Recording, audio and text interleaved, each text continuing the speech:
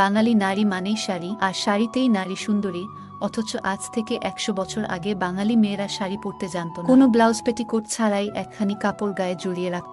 বাঙালি মেয়েদের রুচিশীল কায়দায় প্রথম শাড়ি পরতে শেখান ঠাকুরবাড়ির মেজ বউ জ্ঞানদানন্দিনী দেবী। তিনি ছিলেন রবীন্দ্রনাথ ঠাকুরের মেজদাদা সত্যেন্দ্রনাথ ঠাকুরের স্ত্রী। সেকালে নারীরা ছিল এক কথায় ঘরবন্দি। গঙ্গা স্নান করতে গেলেও বুদের পালকি শুদ্ধ চুবিয়ে নিয়ে আসত ঠাকুরবাড়ির বেহারারা। বাড়ির ছেলেরা কর্মসূত্রে বাইরে থাকলেও শ্বশুর বাড়িতেই থাকতেন তাদের স্ত্রীরা। সবার প্রথমে এ প্রথা ভেঙে স্বামীর সঙ্গে বোম্বাইয়ে যান মেজবু জ্ঞানদা। সেখানে পার্সি নারীদের শাড়ি পরার ধরন মনে ধরে তারা শাড়ির আঁচল ডান কাঁধের উপর পরলেও পদ্ধতিতে সামান্য পরিবর্তন আনে। তিনি বাঁকাধে আঁচল দিয়ে শাড়ি পরার রীতি তৈরি করেন। এতে ডান হাত ফ্রি থাকায় কাজকর্ম করতেও সুবিধা হতো। এর সাথে বিলিতি মেমসাহেবদের দেখে তিনি শাড়ির নিচে ব্লাউজ ও পেটিকোট পরা শুরু করেন।